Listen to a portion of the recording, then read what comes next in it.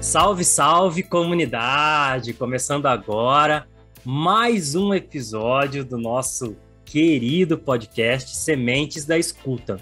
O episódio de hoje é sobre experiência política e psicologia social. Um episódio muito incrível, tenho certeza que vocês vão gostar de escutar. E como vocês sabem, né? O Sementes da Escuta é uma jornada de cultivos e compartilhamentos sobre o escutar. E eu sou Felipe Petenucci. Eu sou Vinícius Barros. E para tratar desse assunto muito importante para nós, experiência política e psicologia social, vai estar aqui com a gente hoje o Dário Teófilo. O Dário, ele é psicólogo social com experiência de atuação no SUS, em eixos como programas de DST-AIDS, saúde mental, saúde da família, humanização do SUS e educação permanente. Ele atua em articulação comunitária e gestão de políticas públicas com o objetivo de emancipação de subjetividades e coletivos, bem como o enfrentamento de vulnerabilidades. Ele já foi conselheiro do CRP São Paulo, presidente do Conselho Municipal de Atenção à Diversidade Sexual, assessor parlamentar na Câmara Municipal de Ribeirão Preto e já foi também professor em cursos de graduação. Um cara que tem uma vasta experiência e está aqui com a gente hoje. Bora escutar? Bom, então vamos começar a nossa conversa. Estamos aqui com o Dário Teófilo. Eu já queria começar perguntando: quem é o Dário? Seja muito bem-vindo ao Sementes da Escuta. Salve, primeiramente agradeço o convite, participar deste eminente podcast. Eu sou psicólogo, me defino como psicólogo social, né? Até fazendo uma autodescrição, né? Para quem é de autodescrição, eu sou branco, né? Um metro alto, barba que eu fiz esses dias e cortei cabelo esses dias também. Tô com uma camiseta do Chapecoense que eu comprei na promoção da internet, porque é roupa de pandemia que a gente tem usado, né? Barba preta, pele branca. E tenho trabalhado com, né? Eu me invernei na psicologia aí, né? Profissionalmente falando, desde os 17 anos. Eu vim fazer psicologia aqui no USP de Ribeirão Preto. Hoje trabalho também com política pública. Sou pai do Bento de 3 anos, sou casado com a Laura e moro em Ribeirão Preto. Ô, Dário, e é interessante esse dado, né? Desde os 17 anos, você entrou na faculdade com 17, é isso? Entrei com 17 na faculdade. E como que foi essa jornada aí acadêmica? Você fez USP Ribeirão, né? Sim. Como que foi essa jornada acadêmica e o seu encontro com a psicologia social? Você já tinha também interesse por política, por uma visão abrangente social? Como que foi esse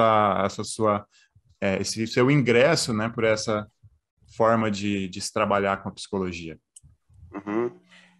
Eu entrei na psicologia porque eu não conhecia, acho que, muito de psicologia. Eu sou de São Paulo, então eu fui num evento da USP São Paulo, da Colmeia, que falava de profissões. Eu estava entre psicologia e biologia e assisti uma palestra de uma psicóloga organizacional, né, que trabalha com POT, com psicologia organizacional do trabalho, que eu achei muito bacana o trabalho dela, dinâmico. Ela é uma psicóloga muito boa. E aí eu achei, nossa, eu vou fazer psicologia para trabalhar com POT, né? Que eu achava uma coisa bem dinâmica. Eu não gostava de clínica, né? Queria uma coisa mais dinâmica, assim. Então, quando eu entrei na faculdade, na graduação, já me convidaram para o centro acadêmico, para o CEP, desde o primeiro ano, e aí eu fui para um encontro de estudantes de psicologia em Porto Alegre, o EREP, né, e aí foi onde eu entrei em contato com o movimento estudantil da psicologia. Eu entrei no centro acadêmico e a USP, ela tem conselhos de administração interna, né? Então eu fui representante discente de quase todos os conselhos que existiam lá na USP, do Conselho Técnico. Os que foram aparecendo na eleição, eu fui me candidatando, assim, Conselho Técnico Administrativo, eu fui da COC, da Comissão Coordenadora de Curso, de vários. E foi muito legal. Assim, eu tinha interesse de ter currículo, não existia empresa júnior, essas coisas, né? Eu queria ter currículo porque eu achava que era importante para o meu futuro, lá, se fosse trabalhar com POT, tinha que ter algum currículo. E nesse corre, eu acabei me interessando por umas pegadas mais de política institucional, né?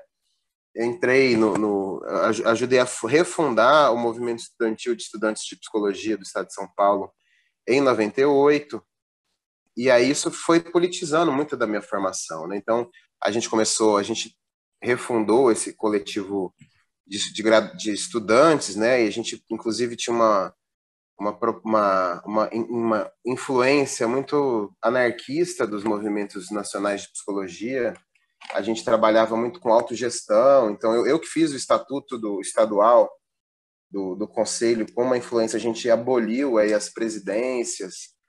Eu fui o último presidente do centro acadêmico, né? Quando eu assumi, eu aboli as presidências, a gente implementou a autogestão, e a gente fazia muito disso, a gente estudava dinâmica de grupo, psicologia institucional, Barenblit, os esquizoanalistas, né? Muito numa perspectiva de entender tanto da nossa formação, as nossas atuações políticas e entender psicologia a partir disso. Então era muito, muito, muito bacana, assim. Eu sempre gostei muito, e isso acho que é uma coisa que me influenciou muito, porque eu lembro que foi muito legal. Os encontros de estudantes de psicologia são muito interessantes, né? Porque abriram muito a minha cabeça, no sentido de que quando eu vi lá em Porto Alegre a maioria dos estudantes, né, a galera lendo esquizoanálise, né, Derrida, Guattari, assim, numa pegada muito, numa apropriação de conteúdo muito intensa, eu questionei muito a minha formação, né, lendo muito do Beabá, uma coisa muito, eu falei, isso foi muito bacana, lendo Nietzsche, né, umas coisas muito bacanas, e eu questionei muito minha formação, assim. E aí a militância, né, no Corep, nesse coletivo de estudantes de psicologia, foi a minha segunda formação, né? Eu tive 2 graduações simultâneas. E nós nos reuníamos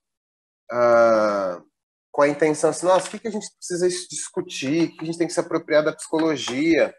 E aí a gente via que nas discussões estava tendo a reestruturação como chama, que bagulho?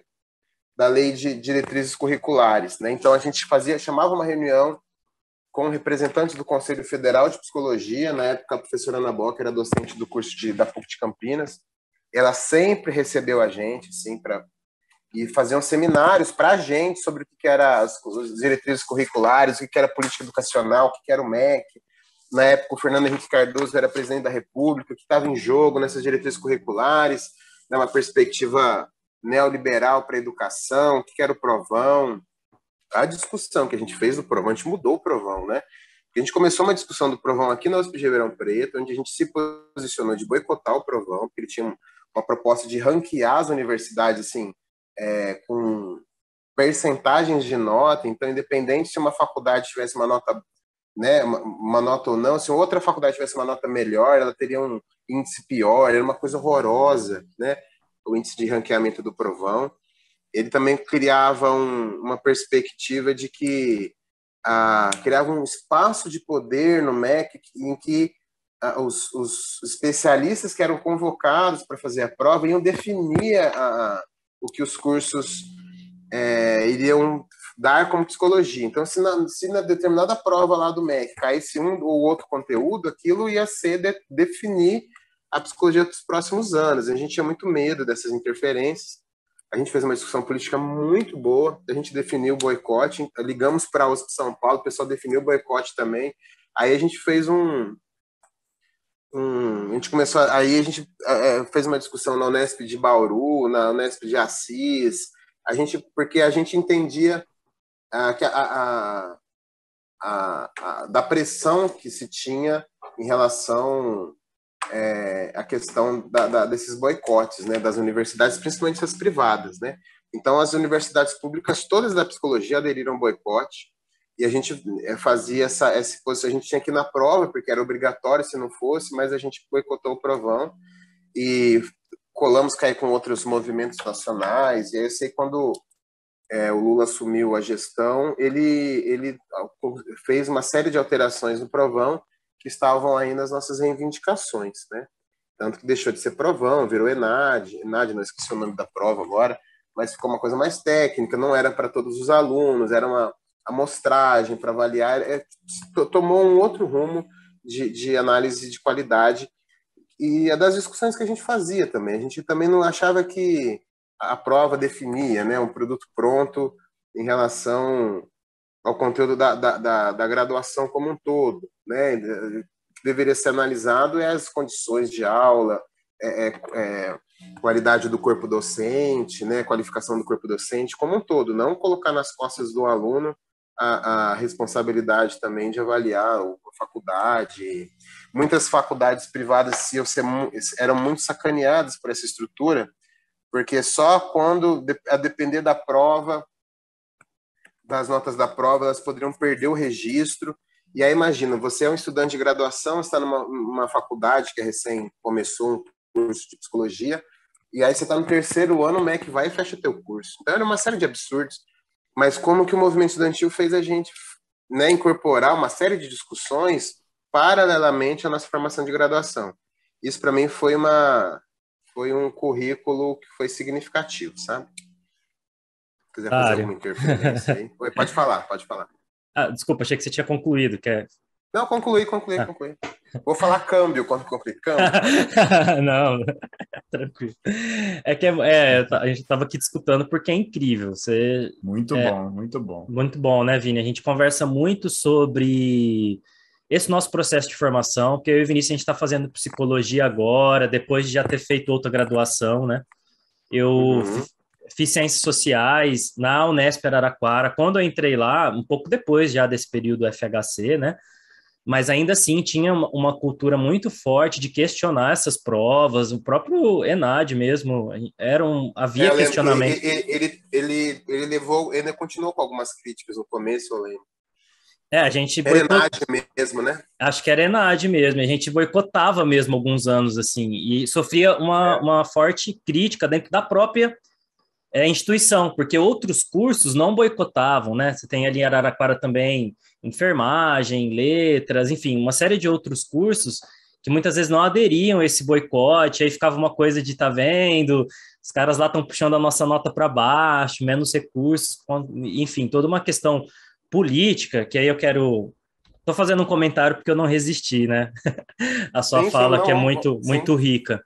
Eu tenho percebido, não sei se você também tem essa mesma percepção, que o acesso ao ensino superior ele foi impulsionado principalmente pela política do ProUni durante o governo Lula, mas ainda assim essa parte muito rica que você traz da sua formação, que é essa participação política muito mais do que conteúdos aí transmitidos, entre aspas, né, em sala de aula, já fazendo uma crítica a essa ideia de uma educação de que o professor é detentor do conhecimento e transmite isso para o aluno, uma coisa que até foi centenário recentemente do Paulo Freire, é uma crítica que ele já trazia, né?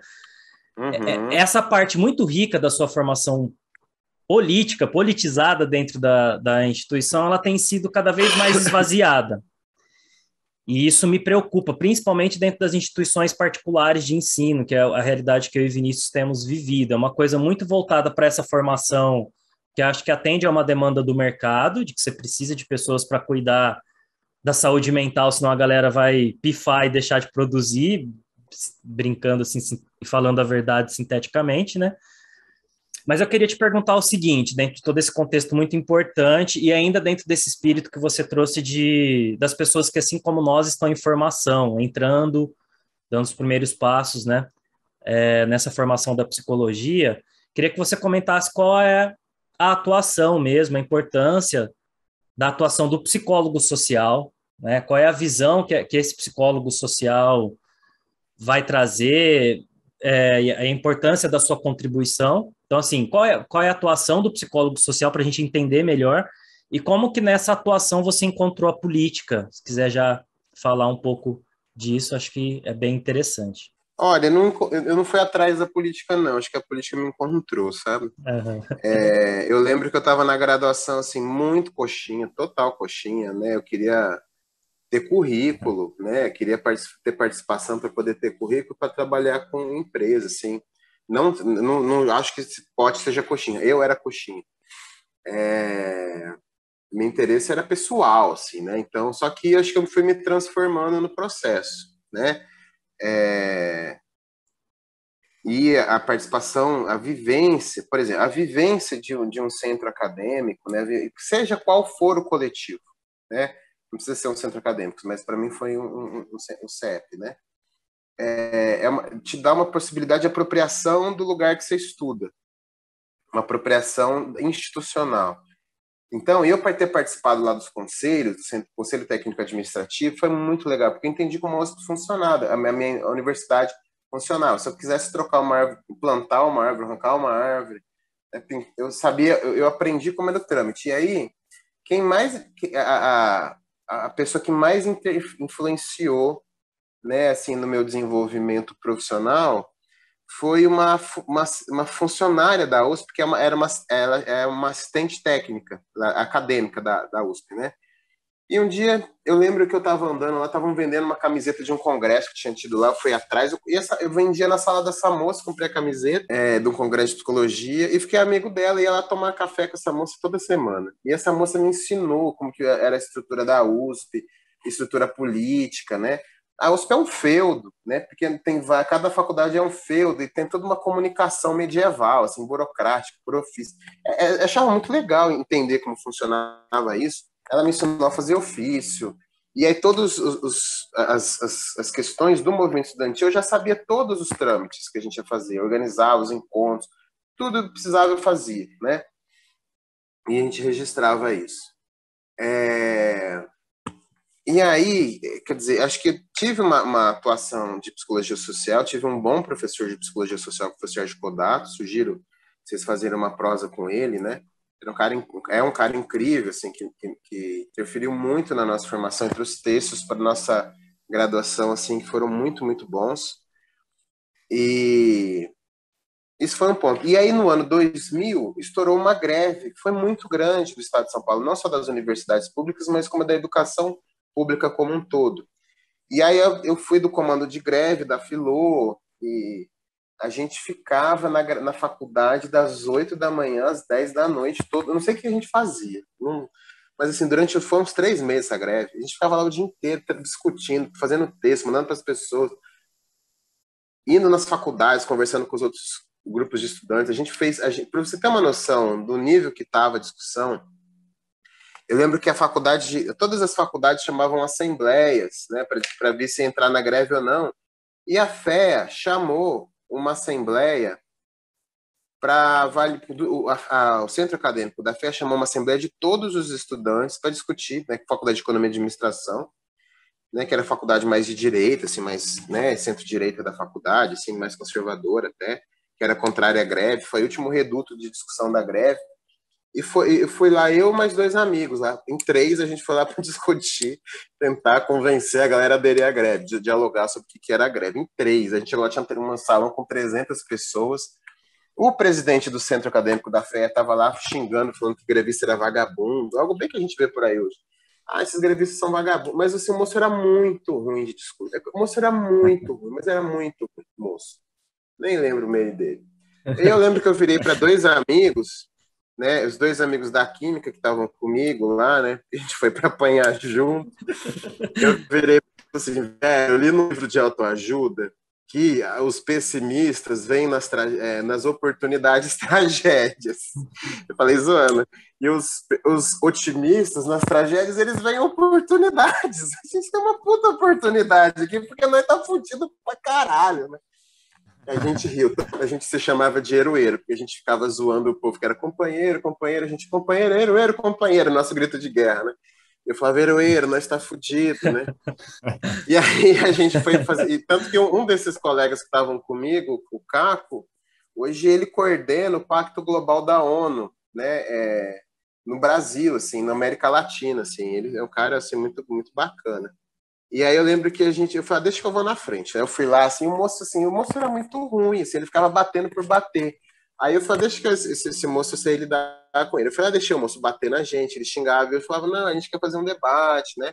A gente levou por vários argumentos, a gente quer discutir o papel da universidade pública, né? Porque a gente tem uma gradação a partir dos impostos da sociedade, a gente quer saber, né, qual que é a função disso, o que a universidade pública devolve. A greve não é só discutir salário, mas a gente quer discutir a função, a formação da universidade.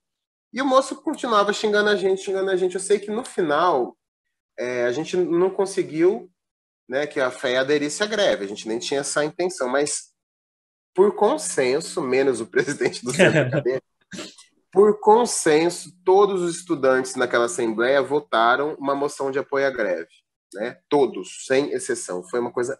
A gente saiu de lá, assim, chocado, e estamos chocados até hoje com o poder do diálogo, né? E aí isso foi muito... Tanto que tipo, uns 5 anos depois, eu encontrei um colega meu que era da feira e falou assim, Dário, aquele dia você falou um negócio, nem lembrava que eu tinha falado, nem lembro o que eu falei, aquele dia você falou um trem tão bacana, né, da função da universidade, eu não lembro que ele era estagiário de um banco, ele foi lá e pediu as contas do estágio dele, e foi fazer outra coisa da vida, né? Ah, não vou ficar aqui dando dinheiro para banqueiro, não. Você deu as contas do estágio, foi fazer outra coisa que fizesse mais sentido para a vida dele. Sim, foi muito legal. Assim, acho que a gente vivia muito questões de sentido. Então, assim, o movimento estudantil, acho que a greve foi um espaço de crescimento político. A gente se envolveu com os movimentos dos secundaristas, com a greve dos professores do ensino médio. A gente ia fazer assembleias no calçadão. A gente falava naquelas assembleias cheias de gente, ficava gritando.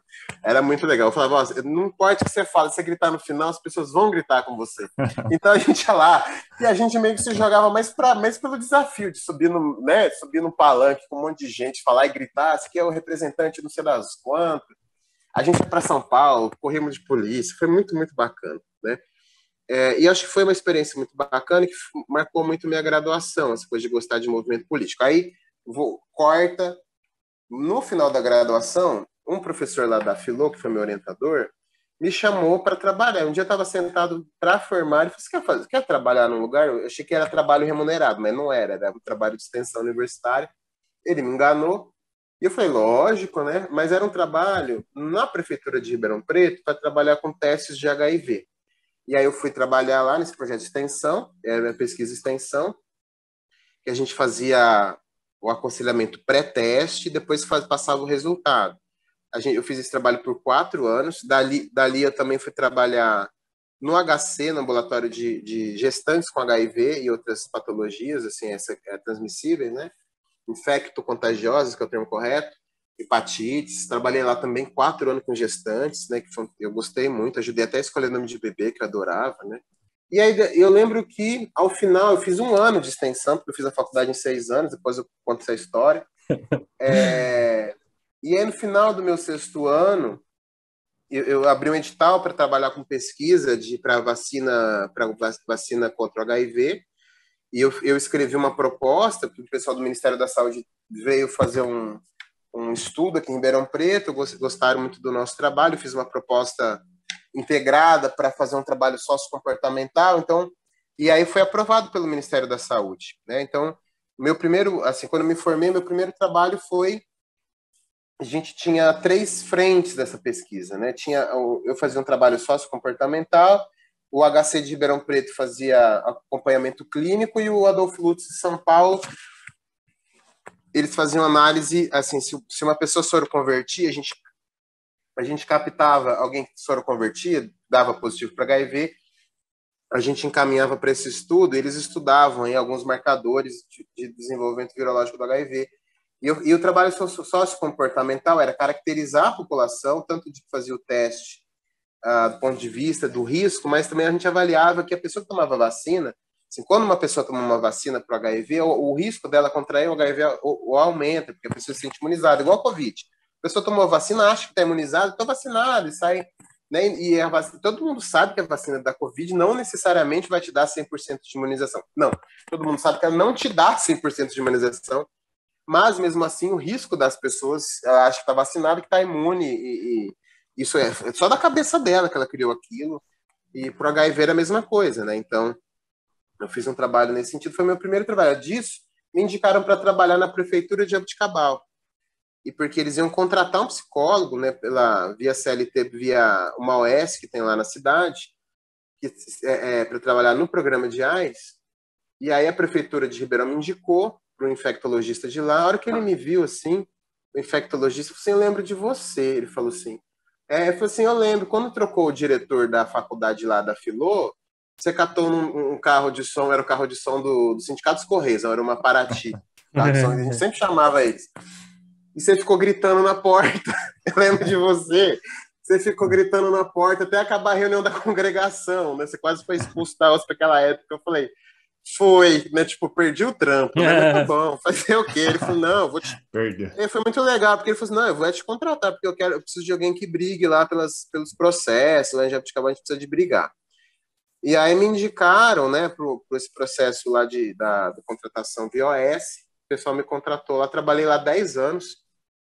E lá foi a minha escola, assim, tanto do ponto de vista do ambulatório de AIDS, eu trabalhei com matriciamento no programa de saúde da família de um distrito lá, e o próprio trabalho, e o ambulatório de AIDS. Eu fui, inclusive, coordenador do programa de AIDS algumas vezes, a gente alternava lá a coordenação. E aí foi muito bacana. A história do programa, do movimento de pessoas com HIV no Brasil é algo muito grande, né? E eu que já conhecia, porque meu orientador trabalhava com HIV, né? Eu conhecia pela literatura, né? A lenda que era o movimento de pessoas com HIV do ponto de vista político no Brasil, que era encantado com essas lendas, né? E para mim essas pessoas que trabalhavam com HIV na época que não tinha tratamento, não tinha vacina, do ponto de vista psicossocial, eram pessoas assim muito arraigadas, né? Porque além de ser difícil, as pessoas rompiam o próprio preconceito, né? O próprio estigma, porque o povo tinha muita ignorância na época, né? As pessoas tinham medo de contaminar o vírus e não contaminava. E além da dificuldade que era de trabalhar com esses elementos, a dificuldade de se transmitir um diagnóstico de HIV é significativo, é muito significativo até hoje. E eu lembro que, para mim, quando eu passava um diagnóstico de HIV positivo, é como se, para mim, eu recebia junto, né? Então, do ponto de vista existencial, para mim foi um crescimento muito grande, né? E eu via que dessas pessoas também, tanto que eu fiz minha monografia de faculdade, meu mestrado com esse tema, né? O meu mestrado eu trabalhei com o tema da função psicológica do trabalho no enfrentamento à AIDS. Meu orientador era um marxista, eu falava que era o último grande e bom marxista vivo que eu tinha contato, assim, na Filô, né? Ele é o cara que tinha lido todos os livros do Marx, todos os livros do Lukács, assim, ele tem a coleção do Lukács na estante dele.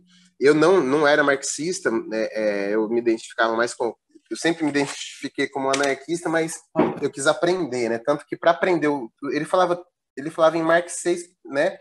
E quando chegava algum aluno novo para trabalhar com ele, tinha um texto do Ricardo Bruno, que é um médico preventivista da USP São Paulo. Ele escreveu um texto tão bom que eu falava que era para você traduzir o Marquinho, era a tradução Marquinho em português, assim, né? Porque é um texto que traduzia os conceitos do Marx para nossa linguagem, né? De trabalho, muito focado na questão do trabalhador, da saúde do trabalhador, né? Então, foi muito legal trabalhar com ele. Eu usei um referencial da psicologia do trabalho, um francês chamado Yves Clot, que chama Função Psicológica do Trabalho, é uma referência para vocês muito boa. E eu abordei um pouco esse tema para entender como que essas identidades de trabalho, do ponto de vista de senso de utilidade, alguns conceitos, ajudam no enfrentamento do luto e do diagnóstico da AIDS numa perspectiva de reengajamento à vida, né? A gente trabalhava muito com uma noção de adesão diferente da indústria farmacêutica, que a indústria farmacêutica assedia, né, como tudo no mundo, tanto os médicos quanto as equipes para trabalhar, vamos trabalhar adesão a medicamento do HIV.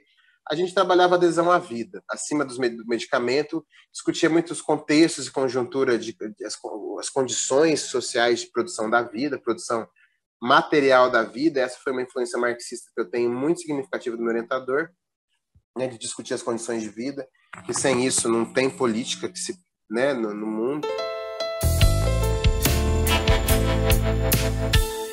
E aí, assim, eu tive a sorte, né, o privilégio de acompanhar a criação de um fórum regional de órgãos do governo e ONGs, né, da sociedade civil, que foi um fórum OGNG AIDS. E esse fórum, a gente chamava todos os coletivos de AIDS que tinham, e as prefeituras, e a gente fazia encontros nas cidades, a gente ia uma vez por mês. E foi quando a gente também quando eu me formei, né, eu queria fazer trabalhos voluntários, eu queria fazer ações. Eu, uma vez, também tive a sorte de pegar um ônibus com um grande amigo meu, que é o Emerson Razeira, que é docente lá da Federal de Berlândia, amigo da Mariana Hassi, e ele estava indo para Berlândia, quando ele passou no concurso de docência lá, e falou, olha, Dário, eu faço um grupo com pessoas com HIV, você não quer ficar no meu lugar nesse grupo? Eu falei, fico, na ONG HIV. E aí eu fui, disse, eu conheci o pessoal que trabalhava no GAPA, conheci o pessoal que trabalhava numa ONG de prostitutas aqui em Ribeirão Preto, isso em 2000, 2001. Trabalhava numa ONG de prostitutas chamada Vitória Régia, da companhia Regina Brito. E aí a gente criou, em 2001, 2002, um grupo de ONGs AIDS, que a gente chamava, o sigla era GOARP, e uma amiga minha, profissional do sexo, prostituta, né, da ONG, ela chamava de GORP. Eu adorava o apelido que ela dava, é o GORP, né? A gente tinha nossas críticas internas também, né? Falava, ó, o GORP, na GORP tá aí, cai quem quer, né? Mas esse grupo de ONGs também, assim, foi muito bacana. Eu fiquei de articulador político desse grupo de ONGs. Como eu trabalhava na prefeitura e sabia como funcionava o sistema de financiamento para as ONGs via governo, eu ajudava essas ONGs a acessar os recursos. E eu tive uma função de articulação política desse grupo de ONGs durante muitos anos. E a gente também, assim, e junto com o GORP, né, eu falo carinhosamente com o GORP, porque a gente tinha grandes lideranças que são minhas referências até hoje, né? Acho que a principal referência é a Regina Brito, né, que é uma liderança do Vitória Régia que todo mundo conhece em Ribeirão Preto. Outro grande cara que eu lembro da época é o Guina. Hoje ele mora em Ribeirão, eu moro em São Paulo, mas ele era o presidente do GHIV, né?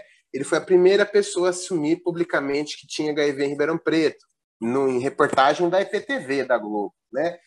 E eu lembro que eu estava com ele quando são vivências muito significativas, tanto para ele quanto para mim. A gente estava junto numa reunião, quando ele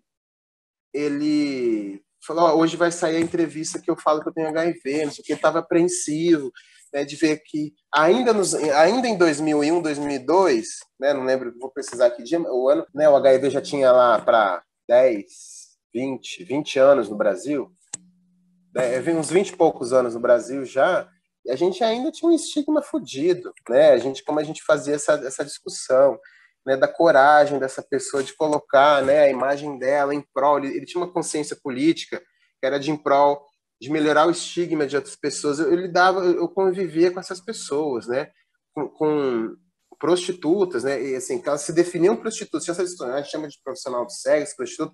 Aí a gente foi num evento da Associação Brasileira de Prostitutas, com uma liderança do Belém do Pará, que é uma pessoa incrível. E ela fala, não, a gente se define prostituta. Eu tô falando que às vezes eu falo o termo e falo, tá falando errado, então só para, né, pontuar isso.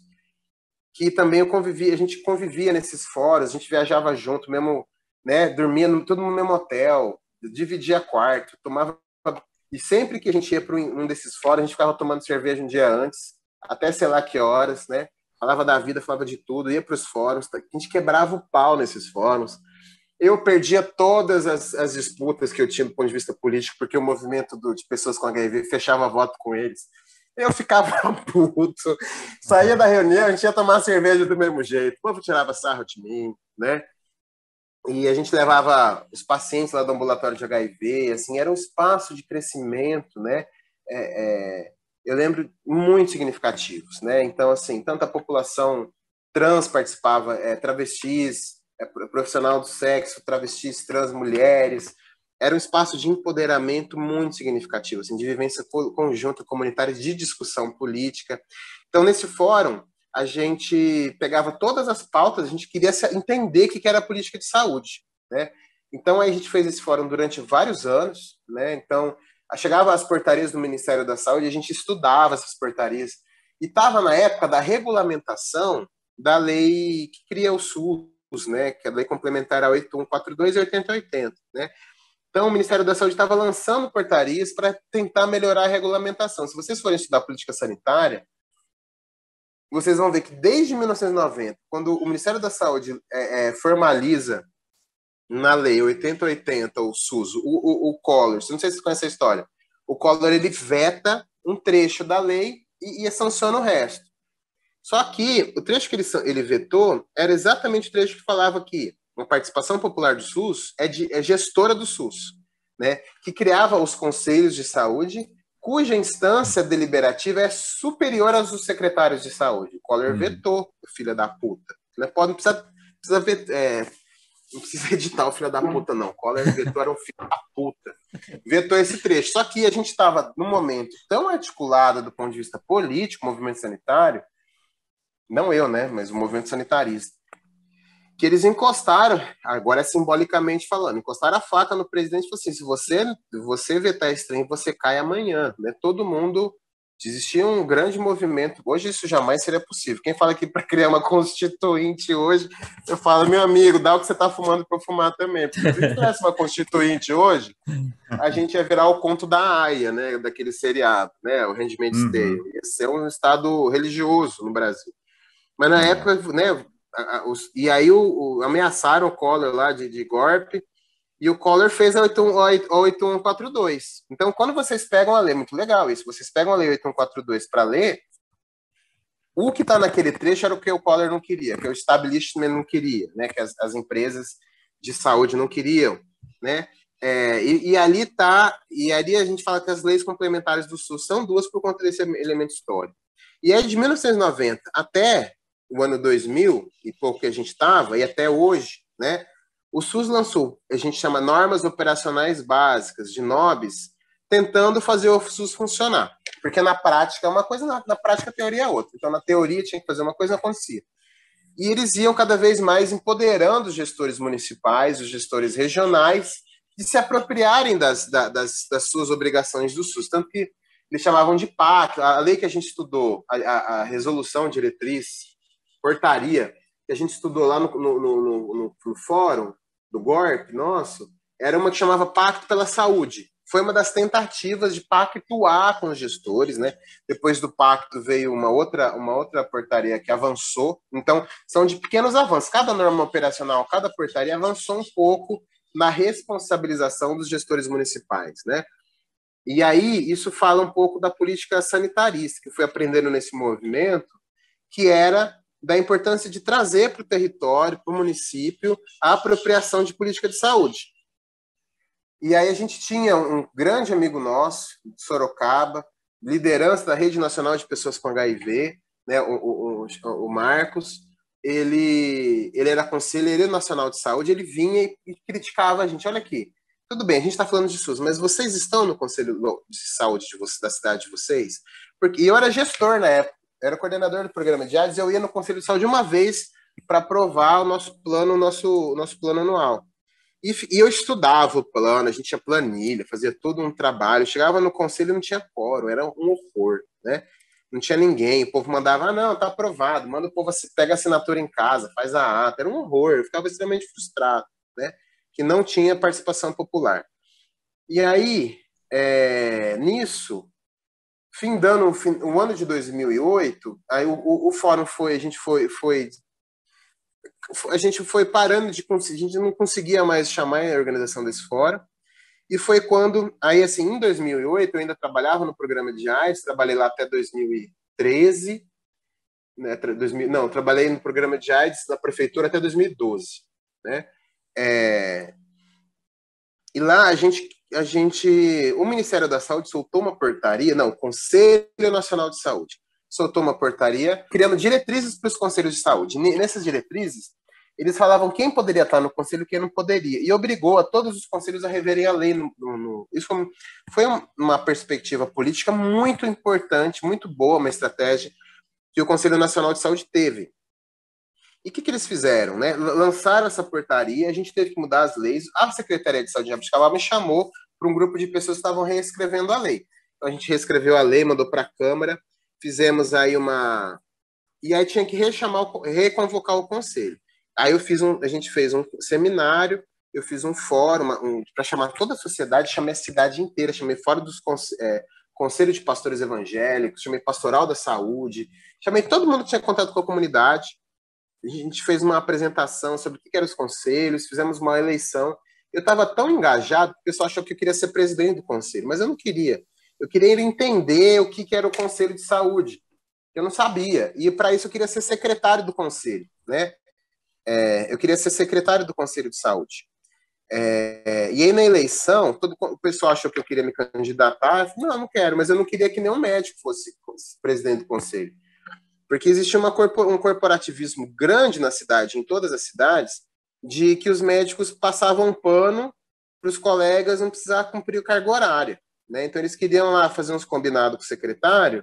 Assim, eu sou contratado para 8 horas. Eles faziam assim. Então, era o golpe. Tá aí, cai quem quer. Então, em 8 horas, eu vou atender bem 10 pessoas. Então, eu posso atender essas 10 pessoas e ir embora? Pode, o secretário falava. Às vezes, eu atendia as 10 pessoas em 20 minutos e eu trabalhei em outras coisas. A gente queria combater isso. E se fosse um presidente médico corporativista, a gente não ia conseguir. Tanto que eu consegui eleger um moço que queria ser presidente, um farmacêutico da cidade. Ele não foi no dia da eleição, porque ele foi acompanhar a esposa, receber um prêmio em São Paulo. É que eu gostei do cara mesmo. Foi o cara lá, né, tá priorizando a esposa, né? Esse cara é bacana, né? Vamos votar nele. Aí eu consegui fazer a galera votar no cara, sem o cara tá lá. Esse cara foi eleito presidente, depois ele virou vereador, depois foi até candidato a prefeito. Gosto muito do João Roberto, lá de Jabuticabal. Foi secretário de saúde agora na pandemia, assim, pegou um trampo significativo. Eu sei que a gente renovou o conselho, fui eleito secretário, né, fiz todas as atas, aprendi a fazer ato, porque eu queria prestar atenção nos conteúdos, que eu tenho TDA, não presto atenção direito às coisas. Eu sei que passou o tempo, o conselho foi tão bom que barrou propostas que a prefeitura tinha. Eles queriam contratar uma entidade para fazer um estudo do PSF, sendo que já nem precisava, era para dar uma grana para uma entidade. A gente barrou um monte de coisa errada, avançamos em fazer conferências de saúde, a gente discutiu o Conselho Local de Saúde, fez um trabalho muito bacana, né? E aí, assim, eu queria entender de SUS. E, paralelamente a isso, em 2006, eu fui num congresso do Abrascão, né, da Associação Brasileira de Saúde Coletiva, que é o maior congresso de saúde da América Latina, vão 5, 7, 10 mil pessoas para esse congresso. E eu lembro que no Abrascão de 2006, teve um evento que uma veterana minha de faculdade, a mesma que me chamou para o CEP, lá da Filô do Movimento Estudantil, me chamou, a Fadinha lá me chamou para um evento do SEBS, que é uma entidade que criou o SUS na década de 70, é uma entidade de sanitaristas, né? E eu fui para essa reunião e houve a refundação do SEBS nessa reunião, e na época a presidente falou, a gente quer criar núcleos locais, regionais do SEBS. Eu falei, vamos embora criar um núcleo em Ribeirão.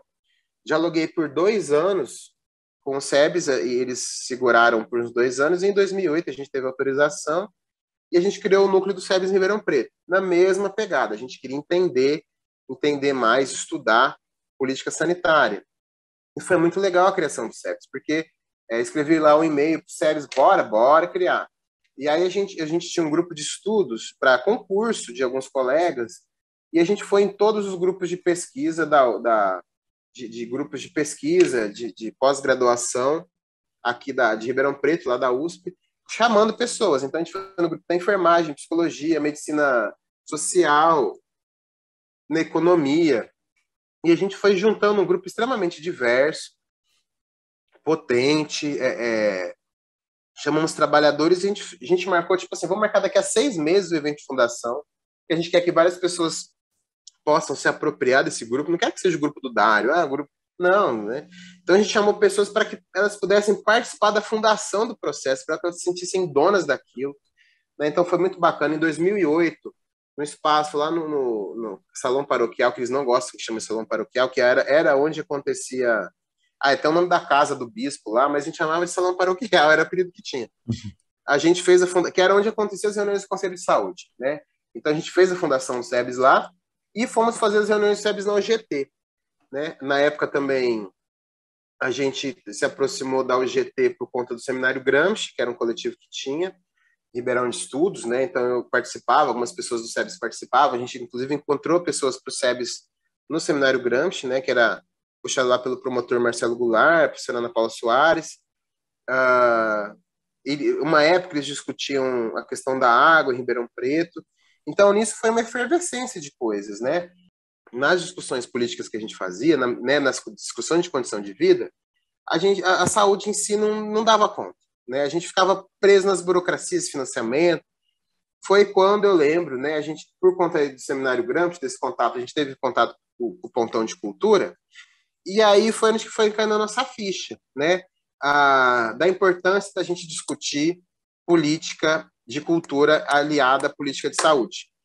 A gente entendeu que a gente tinha que, para avançar na política de saúde, eu entendi que a política cultural era mais estratégica, né? Porque a política cultural,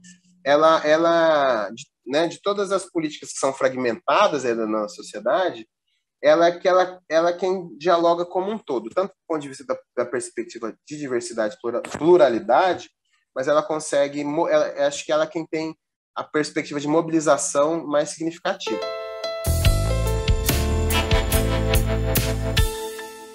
Eu queria te perguntar, como que a psicologia te deu condições de poder estar dentro de movimentos políticos, ouvindo pessoas que, como eu já disse, né, você sabe muito bem disso, vivem sob um estigma, uma discriminação muito grande. O HIV hoje é visto de uma forma, mas naquela época ainda existia, né, uma relação de marginalidade muito forte, né, de violência com essas pessoas. E aí eu te pergunto assim, escuta, como que a psicologia te forneceu, se é que ela te forneceu essa capacidade, essa condição de escutar as pessoas, entender o que elas estão vivenciando e poder efetivamente participar dessa política, que é política de saúde e é de cultura, como você falou, visto de uma forma ampla, né? Isso tem muito a ver com a minha abordagem de psicologia, que é a psicologia humanista, né? Na segundo ano, eu sempre conto essa história, eu dou aula de ACP do Rogers, é uma aula, né, que eu dou tanto na UNAERP quanto na USP. Na UNAERP eu faço essa aula já tem uns 15 anos, para falar de Rogers, né? E na USP eu já dei alguns anos, em algumas outras faculdades, às vezes o pessoal chama. Eu lembro que na graduação eu tive uma identificação muito profunda com a abordagem do Rogers, né? Até eu conto a história que quando eu fumei maconha pela primeira vez no segundo ano de faculdade, me veio um monte de ideia, assim, nossa, viagem, né? E se a gente fosse viagem de maconha, se a gente for sincero, profundamente sincero com as pessoas, se a gente for profundamente verdadeiro, o que acontece no mundo, né? Fiquei pensando, viajando. Aí eu gosto de me escrever. Tanto da graduação, assim, teve uma época que eu não ia nas aulas, eu ficava em casa lendo, escrevendo, às vezes fumando maconha, mas eu ficava lendo, escrevendo, lendo, escrevendo. E eu lembro que eu fiquei escrevendo esse dia, né? O que viraria? Aí eu, desdobrando, né, essa ideia, eu falei, gente, eu acho que dá para fazer isso até uma abordagem de psicologia. Imagina, né? Se você vai num psicólogo e você tem um contrato com essa pessoa de que ela vai ser profundamente sincera e verdadeira porque ela achar de você, né? Isso, só de te falar essa ideia, já te dá um negócio, assim, foi, gente, esse trem ia ser louco fazer um corre desse, né? E eu comecei a desdobrar isso, falei assim, olha, eu acho que dá para fazer uma abordagem de psicologia. Eu falei, será que eu vou ficar? Acho que eu vou ficar até rico e famoso se eu fizer um trem desse, né? Porque a ideia é muito potente. E eu lembro que na semana seguinte, eu comecei a ter Rogers na faculdade, né? Da abordagem centrada na pessoa.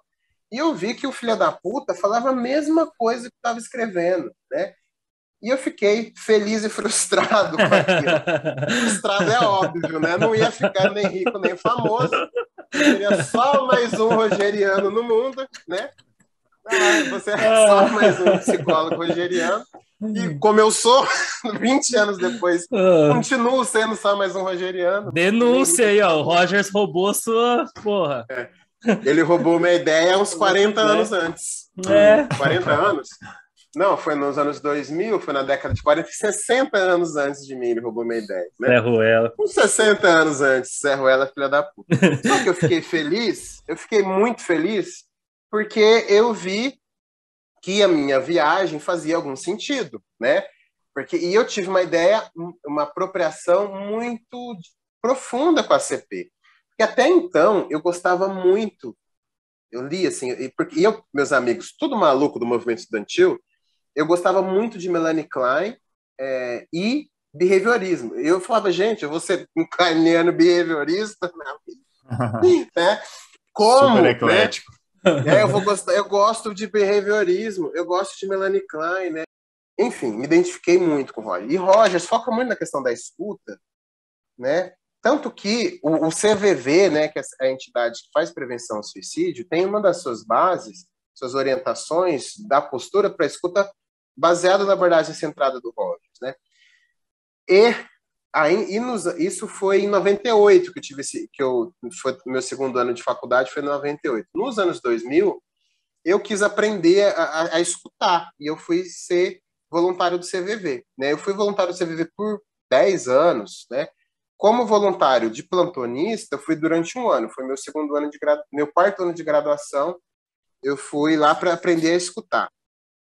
E né, isso também me influenciou muito, me ensinou muita coisa, assim, tem muitas histórias, assim, do ponto de vista técnico e teórico que eu aprendi com o CVV. E depois eu fiquei voluntário de apoio do CVV por anos, tanto do ponto de vista de palestras, diálogos com voluntários sobre atendimentos na questão do suicídio.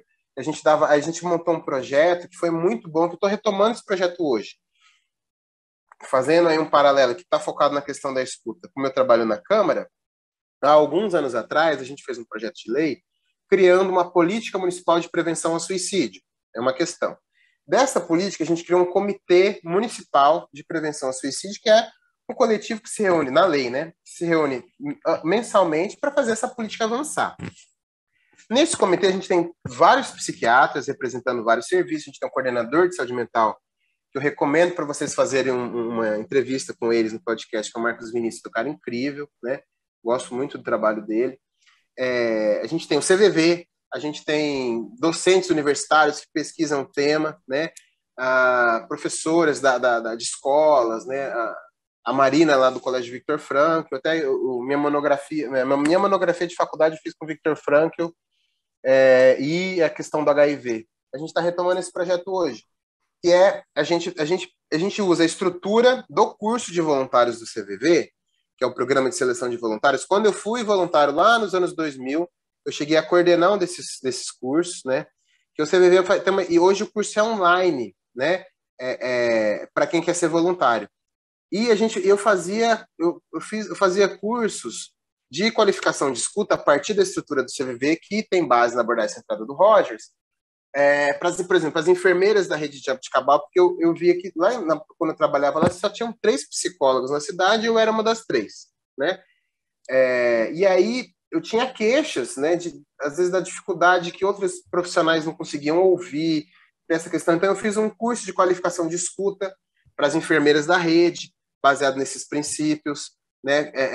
Eles trabalham, se você fazer um resumo, basicamente é trabalhar com resposta reflexa, que é você garantir que a pessoa está sendo ouvida, você repete para a pessoa o que ela acabou de dizer, para garantir o sentimento que a pessoa tem de ser ouvida, que ela se sinta reconhecida no que ela está dizendo. Então você repete tanto o conteúdo, quanto você traduz e repete o sentimento, né? Então, você está me dizendo isso, para mim você está se sentindo dessa forma, é isso. É basicamente isso, né? Do ponto de vista de um resumo muito, muito, muito sintético, né? E no processo de psicoterapia a gente traz outros elementos, principalmente como autenticidade. A gente trabalha muito, como o CVV trabalha, congruência, né? Porque você tem que estar integrado consigo mesmo para poder ventilar esses conteúdos, etc. E aí, assim, né? Enfim, hoje a gente está fazendo essa proposta pelo comitê para trabalhar com a rede pública de ensino, de educação em Ribeirão Preto. A gente quer a gente está, né, ventilando, eu propus isso na última reunião do comitê, né, de ventilar esses conteúdos, da gente poder discutir, de levar isso para a Secretaria de Educação, oferecer, né, cursos, e eu estava até pensando hoje de manhã um pouco sobre isso, né, se a gente usa da própria estrutura da Secretaria de Educação, a gente propõe, né, que a Secretaria de Educação possa ter trabalhadores que sejam coordenadores responsáveis por esse processo de fazer o treinamento, que a coisa não dependa de agentes externos, que sejam incorporados na política. Tanto quanto na educação permanente de saúde, né, que é um espaço extremamente estratégico de renovação do Sistema Único de Saúde. Eu trabalhei como educador permanente de saúde, é muito baseado na proposta do Paulo Freire, E a gente trabalha muito com conscientização sanitária dos trabalhadores, né? Ele entender que o trabalho dele faz parte de um movimento sanitarista que está dentro de um processo civilizatório, de uma proposta de um processo civilizatório que tem como princípio a emancipação das pessoas, da sociedade e dos coletivos. Né? Esse é um princípio extremamente anarquista, na minha opinião. Então, os recortes que eu faço na minha vida, eles estão relacionados desde os meus princípios de faculdade. Né? Os princípios anarquistas de emancipação, né? Eu penso muito, a minha referência é muito Proudhon, né? Ele fala, o Proudhon, ele tem um texto que ele chama de que a gente vive em dois processos, revelação e revolução, né? Fazendo uma síntese, né? Para o Proudhon, assim, o Chomsky, ele tem uma das influências do Proudhon, né? O Proudhon, ele fala, esse princípio anarquista, ele é muito utópico, né? Porque ele se baseia através da necessidade de uma educação emancipadora, né? Uma educação libertadora. Tanto que os meninos me chamavam de anarquista parlamentar. Você vai lembrar, né, Vini? O povo me deu o apelido de anarquista parlamentar, o Burns. E aí, qual que é o princípio, né? Por exemplo, na política sanitária, vou te dar um exemplo muito simples que a gente trabalha esse conceito. O absenteísmo, as faltas dos usuários do SUS em consultas, exames e procedimentos diariamente de 30%. E aí, geralmente, os gestores usam isso para justificar todas as falhas do sistema, né? Uhum. A gente sabe que o que tem que ser apontado, a gente está aqui aprendendo, né? Muito que a gente faz do nosso trabalho é aprender sobre a política e avançar. Porque quem fala que já entendeu, se soubesse tudo, já devia ter resolvido, né? Mas a gente sabe também que o absenteísmo faz com que a gente fez uma lei das filas do SUS. E a gente tem um site aqui na Câmara, na Prefeitura, que cumpre essa lei, que fala qual que é o tempo de fila para cada especialidade, né? E aí, algumas especialidades, se não houvesse esse absenteísmo, não teria fila. Mas, porque você imagina, 30% por dia, quanto que isso dá num mês, num ano, né? Então, às vezes, você precisa de uma estrutura a mais para dar conta da fila. Quando a gente fala disso, se a gente tem um processo de emancipação, e a gente tem algumas estratégias hoje que trabalham com isso, principalmente nas equipes de saúde da família, quando você trabalha essa proposta, esse absenteísmo diminui, você potencializa a política de saúde, né? Então, assim, a gente, resumindo, eu falo que o SUS, ele não tem que cuidar das pessoas, ele tem que ensinar as pessoas a cuidarem delas, numa perspectiva emancipatória, né? Isso tem um risco meio de cair numa perspectiva até neoliberal, não é isso? Mas as pessoas cuidando delas, assim, elas vão... o SUS tem que dar as condições, né? Ele tem que trabalhar com as condições de produção de vida, com as condições de produção de saúde, e em parceria. Então, o trabalhador da saúde, ele não tem que ser um mero reprodutor de processos, ele tem que ser um agente transformador, né? O agente de produção desse processo civilizatório. A gente vai viajando nas conversas, que a gente, né, é muita coisa na cabeça, mas, assim, voltando na pergunta do Vini, muito do processo da escuta, né, eu tive desde lá, e eu sempre gostei, e, assim, por incrível que pareça, eu gostei muito da clínica, né, eu atendi como clínico desde a graduação, eu pausei o atendimento clínico em 2013, quando eu fui para a Câmara, teve as manifestações do Movimento Passe Livre em 2013, e aí meu envolvimento com o trabalho, assim, com os movimentos foi muito intenso e eu não tive mais agenda para atender, dei uma pausa, eu voltei a fazer atendimentos fora do horário comercial de final de semana há uns 4 anos, né? Que eu atendo de 1 a 3 pessoas, assim, a minha agenda é pouca, porque os horários são poucos, ainda mais com um bebê pequeno. E eu comecei agora também a dar um grupo de estudos e supervisão de psicólogas em ACP de sábado de manhã a cada 15 dias, né? Que a gente trabalha também com essas perspectivas aí de ACP, que eu gosto muito. E para mim, o que facilita dialogar ACP com política pública? Que os princípios são muito próximos. Os princípios da ACP com princípios desses que são ligados ao movimento sanitarista. Quando você estava me perguntando um pouco antes da conversa, quais são os meus referenciais teóricos, né? Minhas referências teóricas, muitos são do movimento sanitarista, né? Esses princípios de emancipação, né? Uma referência muito boa é a tese de doutorado. Eu gosto de trabalhar muito com tese de doutorado, porque assim, a gente tem que valorizar as teses de doutorado, porque o pessoal estudou, né? Além do pessoal ter estudado, nas teses são muito bem explicados os próprios referenciais, as referências e os conceitos. Uma tese que eu gosto muito, recomendo sempre, é a tese do Sérgio Arouca, a tese de doutorado dele. Estou com muita coisa na cabeça, não vou lembrar. Estou quase lembrando aqui, mas eu não vou ficar tentando lembrar, não. A tese de doutorado do Sérgio Arouca, acho que é o Dilema Preventivista, né? O nome da tese dele. É uma das grandes referências da atuação do movimento sanitarista, né? Na perspectiva da psicologia social, a gente tem uma ampla gama de conceitos e a gente tem trabalhado também muito numa perspectiva de decolonial, né? E também de trabalhar com autores latino-americanos e brasileiros. A gente tem uma infinidade de bons autores, de bons teóricos, né? A gente tem um campo de conceitos que a gente dizer que se quiser falar disso, a gente pode falar um dia só sobre isso. Eu dei aula um tempo de psicologia social na Estácio, e foi onde eu aprendi muito sobre o termo, né, esses conceitos. Mas a gente tem alguns bons autores, assim, e que focam muito o nosso trabalho. Como o meu trabalho na Câmara é muito bem delimitado nas atribuições de assessoria legislativa, né, eu acabo usando a psicologia social, me ajuda a pensar, né, na forma de atuação, e eu acho que a escuta realmente é um diferencial, né? Aí, se a gente for entrar agora na questão da escuta e da política, eu acho um campo muito bacana, né? Porque a escuta democrática republicana, né? Primeiro ponto que eu lembro da tese do movimento estudantil da psicologia do afeto como dinamizador político, né? Primeiramente, a gente assim, como que a gente consegue avançar algumas pautas a partir da superação da polarização, que é um tema que a gente vivencia hoje de uma forma muito, muito intensa, né? Como a gente consegue romper com o processo de polarização política, né? E a escuta, uma escuta qualificada, ela ajuda muito nesse sentido. A abordagem centrada, ela ajuda muito, porque ela trabalha muito com a compreensão de contexto e conjuntura. Eu queria aproveitar esse gancho do que você estava trazendo da aproximação da escuta, e tem uma parte da sua história, de tantas, né, que é muito rica, que eu acho que é até um pouco um mito que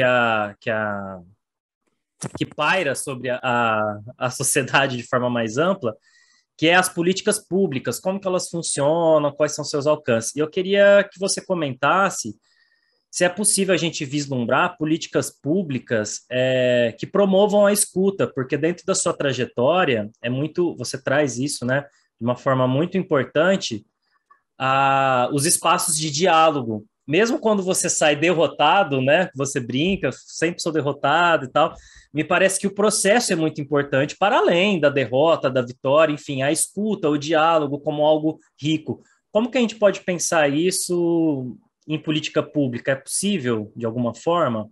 Eu acho assim, por que eu acho que a nossa democracia hoje está nesse, né, o fascismo, o flerte com o fascismo, é o flerte com a ruptura da escuta, né, da escuta do outro. Então, o risco, né, do nosso processo republicano, democrático, né, um dos pilares, o pilar do movimento sanitário é uma frase que o Sérgio Arouca falou na 8ª conferência: democracia é saúde, saúde é democracia, né? Não sei se a Mariana Haas falou isso na conversa dela, mas a gente sempre repete isso, né? E hoje ele fala disso, a produção de emancipação é uma produção democrática, né? E a escuta qualificada, ela é uma escuta que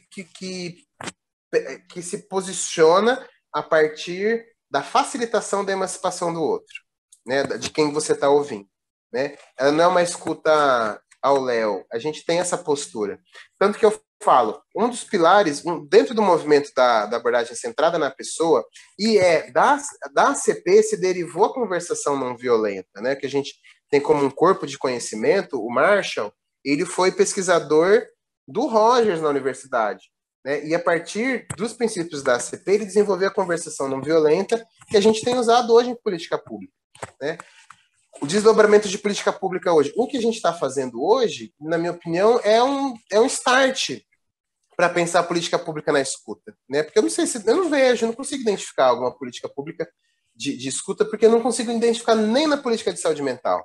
Porque, a depender da política de saúde mental, o trabalhador da saúde mental está focado no transtorno, no controle do transtorno, e com isso ele nem está fazendo uma escuta ampliada, né?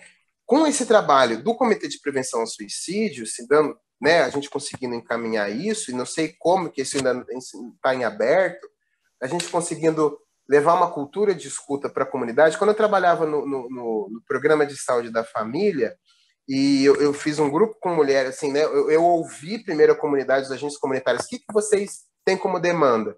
E aí as agentes comunitárias falaram assim, olha, a gente tem muitas mulheres com depressão, não sei se é depressão ou não, mas a gente tem muitas mulheres. E a gente montou um grupo a partir dessa demanda, e eu fiz uma paráfrase da abordagem centrada da pessoa para fazer um trabalho de psicologia social que chamava Cultura Centrada na Comunidade. Era uma cultura que a gente trabalhava com valores de escuta, né? De abertura ao outro, né, de compreensão empática, né, de autenticidade, né, na compreensão empática a gente pode falar o valor do não julgamento da fala do outro, de aceitação, de acolhimento. E foi um grupo extremamente potente e emancipatório de muitas mulheres ali na comunidade, né? As mulheres começaram a tirar carta, começaram a trabalhar, começaram a fazer um monte de coisas, que era um distrito que eu trabalhava, extremamente machista, pequeno. Eu me sentia 30, 40 anos atrás quando eu ia para lá, né? A escuta ela é muito potente, né? Então, quando política pública, a gente está pensando em espaços hoje, né? Acho que, por exemplo, uma possibilidade, convencer, né? Conseguir botar na agenda das secretarias, né? Pessoas que trabalhem pensando na escuta institucional. Eu acho que pensar, esse termo eu acho estratégico, escuta institucional, trabalhar a partir dos teóricos da análise institucionalista, análise institucional, né? O Barenblit é uma boa referência, o Blair é uma outra segunda grande referência que a gente tem para começar a pensar isso. E porque assim, você não consegue trabalhar política pública sem trabalhar análise institucional, não dá, né? E aí, a partir disso, como que a gente consegue criar esses espaços para os trabalhadores? Porque a própria vida institucional é, por princípio, adoecedora, ela adoece. A gente está trabalhando numa rotina institucionalizada, naturalmente a gente vai adoecer. Então, você trabalhar com escuta institucional, para mim, é uma forma de pensar o avanço da escuta como política pública. Não sei se responde, mas eu vou concluir a resposta para ouvir o Vini, porque a gente tem um tempo. Excelente, obrigado, Dário. Muito bom. Então, foi muito boa essa resposta e essa perspectiva de democracia enquanto saúde, saúde enquanto democracia. E a escuta eu acho que está ali, né, nesse meio, porque democracia é construir junto, né? É ter espaço de diálogo, é ter gente para ouvir as demandas que estão sendo colocadas, sendo trazidas a cada momento. Isso me faz pensar que o contrário da escuta é exatamente o que a gente está vivendo hoje mesmo, como você disse, né? O autoritarismo, o fascismo, a reação, né? O reacionarismo de grupos historicamente privilegiados, né? Que dominam o poder e que estão inviabilizando a escuta exatamente enquanto manutenção do seu poder na sociedade. Sim, né? A mitomania, né? Essa compulsão pela mentira, o cara é mito mesmo, mitomaníaco, né? Compulsão pela mentira, a manipulação da mídia. Os caras só fazem isso, discutir política pública que é bom nada, né? E aí... A gente precisa trazer de volta o espaço democrático, independente se está dentro exatamente do nosso espectro político, né? Mas que seja um espaço democrático que permita a escuta, que permita o diálogo, que aí, porque sem isso a gente não constrói nada, né? Então, acho que essa ode à ditadura, à tortura, é exatamente o contrário do que a gente está falando aqui.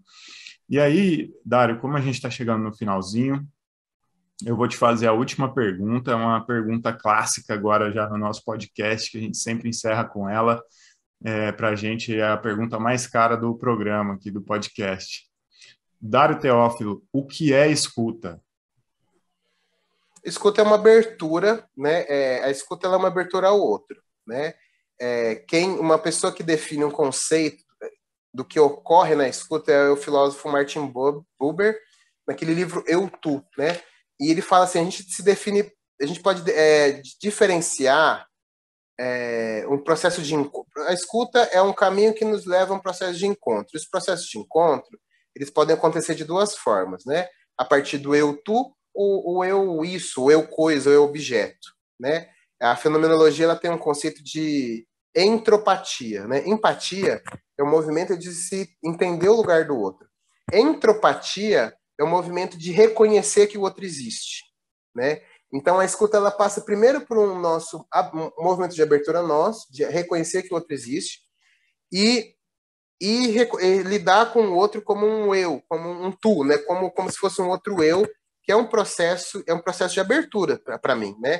E só para concluir, o Kierkegaard, nas definições de estágios da existência dele, eu me defino como kierkegaardiano mais do que como rogeriano, né? Minha orientação filosófica é o Soren Kierkegaard, e o Rogers, para mim, é uma metodologia que qualquer abordagem pode trabalhar. Ele fala o seguinte: ele fala que no nosso processo de abertura ao outro, né, de entropatia, a gente passa por, ele chama, né, primeiro movimento estético, que o outro ele é algo que serve a gente. Depois ele chama isso de movimento ético, né, de quando eu entendo a importância do outro, isso gera um desejo em mim de cuidar do outro, né, e isso não necessariamente vai ser bom para mim o tempo todo. É quando eu consigo, inclusive, superar a mim mesmo. E o terceiro ele chama de religioso, né, que ele dá com a própria existência, com a própria finitude.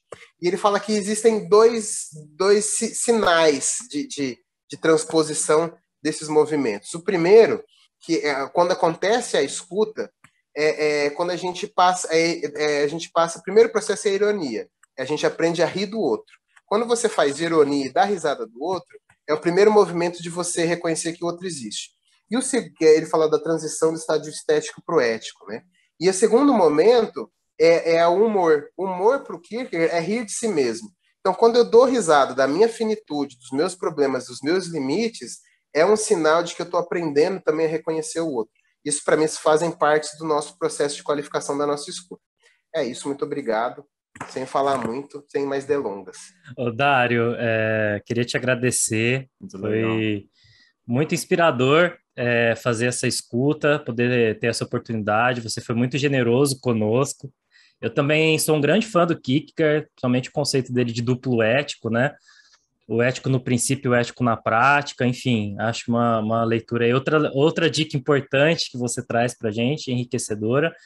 Se você quiser fazer algum agradecimento, alguma fala final, fica aqui da nossa parte um agradecimento e uma honra poder ter te escutado aqui. Realmente foi muito potente, tenho certeza que vai ser também muito inspirador para os outros escutadores aí que estão fazendo essa escuta junto conosco. Bacana. Eu vou deixar propaganda do grupo que eu faço de sábado, a cada 15 dias, primeiro e terceiro sábado de cada mês, das 9 às 10h30 da manhã, online, né, se alguém quiser participar.